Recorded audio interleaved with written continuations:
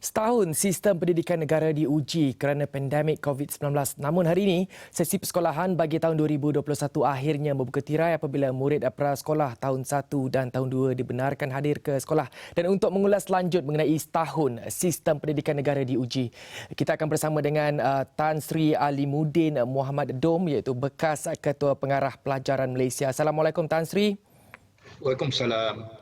Baiklah Tan Sri, setahun sistem pendidikan negara diuji. Jadi apa yang harus menjadi penekanan kerajaan Tan Sri supaya sesi pengajaran dan pembelajaran dapat dijayakan sebaiknya berdasarkan situasi dan keadaan semasa, Tan Sri?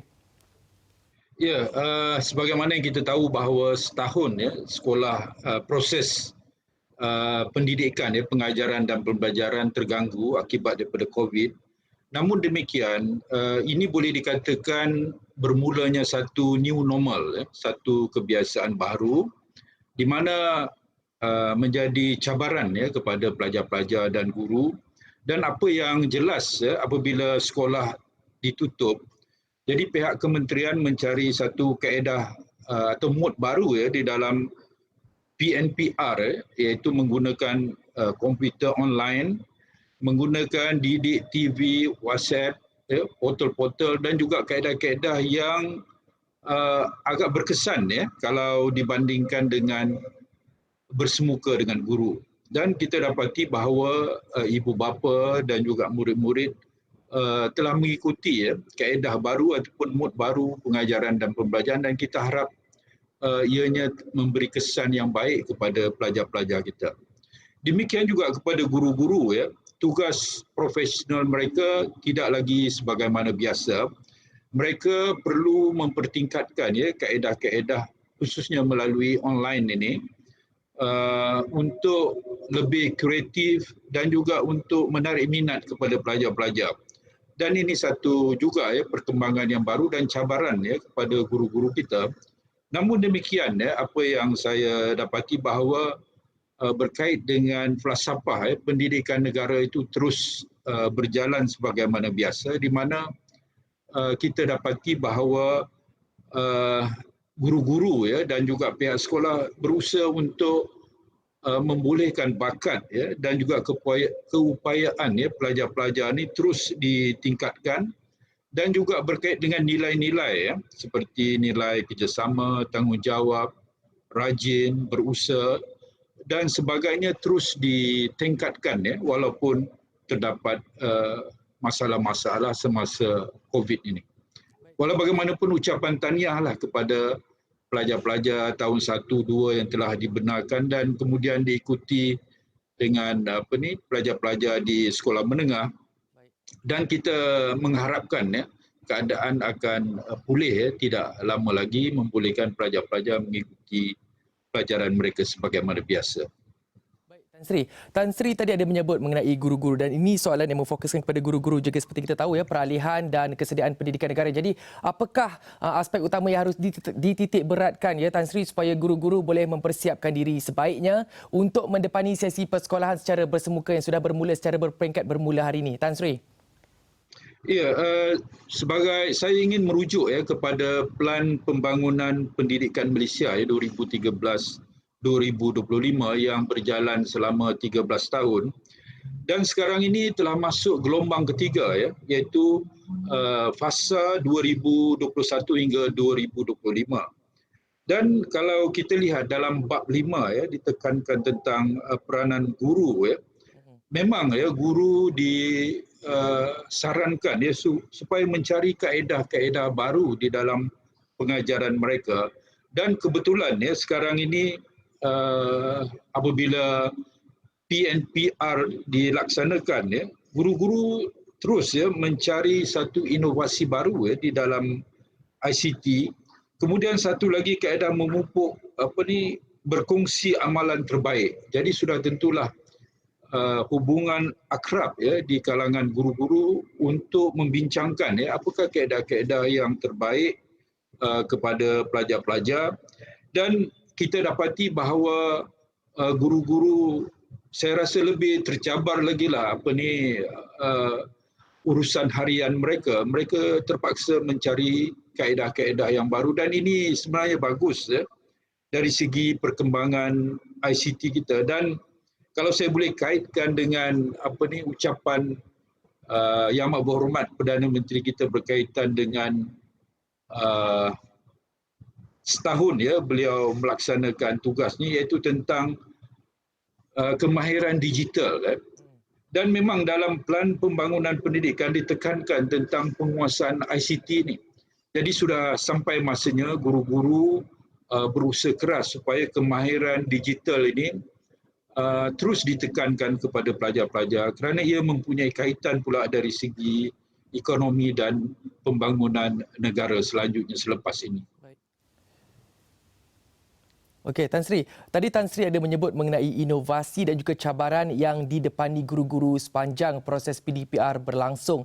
Jadi Tan Sri, mungkinkah kalau sekiranya berlaku rombakan atau penambahbaikan modul pengajaran yang lebih berkesan, mungkin akan mampu menjadi satu inisiatif terbaik dalam menjayakan PDP. Jadi apakah sebenarnya strategi yang boleh dirancang supaya strategi yang dirancang ini boleh membuka jalan yang lebih mudah buat kedua guru dan juga pelajar, Tan Sri? Ya, sebenarnya perkembangan ICT di negara kita ni bukanlah satu perkara yang baru ya. Negara kita ni adalah di antara negara di dunia ni yang telah menggunakan ICT di dalam pengajaran dan pembelajaran ya, kalau dibandingkan dengan negara-negara lain. Jadi apabila berlakunya COVID-19, sudah tentulah peranan ICT ini telah bertambah dan kita dapati bahawa satu daripada mod pengajaran menggunakan ICT. Di dalam proses pengajaran dan pembelajaran, kaedah yang paling berkesan sekali ialah bersemuka dengan guru-guru di bilik darjah.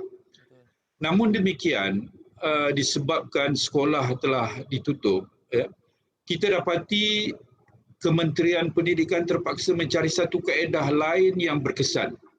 Jadi dalam banyak-banyak mod itu ataupun kaedah yang digunakan, saya kira penggunaan PNPR tu, iaitu menggunakan ICT ataupun secara online, itu adalah di antara yang berkesan. Namun demikian ada beberapa kaedah lain juga telah diperkenalkan, iaitu didik TV. Didik TV ini juga satu kaedah menggunakan alat komunikasi televisyen, dan saya rasa siaran daripada didik TV ini akan tersebar luas di seluruh negara, termasuklah di kawasan-kawasan pedalaman, pulau-pulau, dan juga yang lebih saya rasa kira berkesan ialah di mana pelajar-pelajar dapat mengikutinya dengan lebih santai, lebih selesa. Mereka boleh duduk ataupun boleh berdiri sambil berdiri, dan dalam keadaan apa pun masih boleh mengikuti pengajaran guru melalui didik TV. Dan satu saya rasa yang agak menguntungkan kepada guru-guru kita melalui didik TV ini ialah guru-guru yang ditugaskan untuk mengajar ni adalah daripada guru-guru cemerlang atau guru-guru terpilih. Jadi sudah tentulah bilangan mereka ni sebenarnya adalah di antara yang terbaiklah di kalangan guru-guru. Jadi pelajar-pelajar berpeluang mengikuti program yang dilaksanakan oleh guru-guru ni. Dan saya kira penyampaian guru-guru ni lebih berkesan terhadap pelajar-pelajar kita. Baik, Tan Sri. Tan Sri tadi ada menyebut mengenai kaedah konvensional, iaitu secara bersemuka dilihat sebagai kaedah terbaik untuk menjadikan PDP berbanding dengan PDPR. Tapi Tan Sri juga ada menyebut kelebihan digital. Tapi kita nak bercerita dengan lebih lanjut, Tan Sri, mengenai kekangan digital di kawasan luar bandar. Ada kawasan yang tidak mempunyai akses internet yang bagus. Ibu bapa yang gagal, tidak berkemampuan untuk menyediakan gadget untuk kegunaan anak-anak untuk menjalankan PDPR. Jadi mungkin satu sistem yang komprehensif boleh dirangka dalam menyampaikan ilmu bagi membolehkan kaedah penyampaian PDP dan PDPR ni, Tan Sri, boleh bergerak seiring. Mungkin, Tan Sri, macam mana? Ya, ini yang dikatakan new normal tu maknanya satu kebiasaan baru yang memang tidak dijangka sejak dahulu, dan ramai orang mengatakan COVID ni mungkin masa yang singkat boleh kita atasi, tapi kita lihat bahawa dianya telah menjangkau sampai 1 tahun. Jadi kaedah PNPR ni, iaitu menggunakan online ni, ICT ni, memang ada dia punya isunya ya. Isu macam saudara katakan tadi, dari segi peranti komputer itu sendiri, wifi ya, yang tidak menyeluruh di seluruh negara. Tapi saya rasa ini peringkat permulaan ya.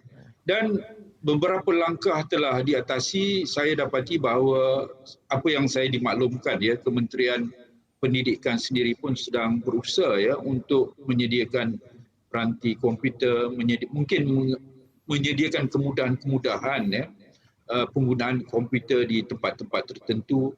Demikian juga syarikat-syarikat korporat, orang-orang perseorangan. Kalau kita membaca akhbar-akhbar, begitu kerap sekali ya, golongan-golongan tertentu, terutamanya orang-orang yang golongan korporat yang memberikan peranti ini kepada pelajar-pelajar yang tidak mampu.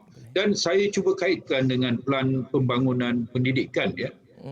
Dinyatakan ya bahawa penyertaan ibu bapa dan komuniti ya terhadap pendidikan kita. Dan saya kira apa yang berlaku sekarang ini menjurus ke arah apa yang ditekankan dalam pembangunan pendidikan itu, maknanya penglibatan secara aktif ya ibu bapa dan juga badan-badan tertentu termasuk orang-orang perseorangan untuk membantu.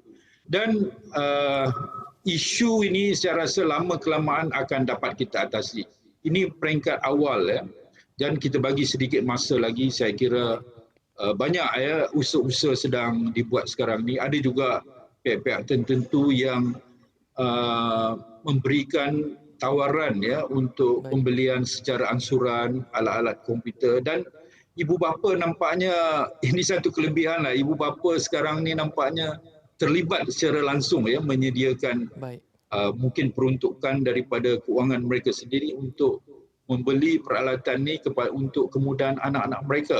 Jadi kalau kita lihat akibat COVID ini ya, penglibatan pihak-pihak tertentu begitu baik sekali lah untuk memastikan anak-anak kita terus mendapat pendidikan yang terbaik. Baiklah itu tadi. Terima kasih kepada Tan Sri Alimuddin Mohamed Dom, bekas Ketua Pengarah Pelajaran Malaysia atas perkongsian itu. Terima kasih sekali lagi Tan Sri.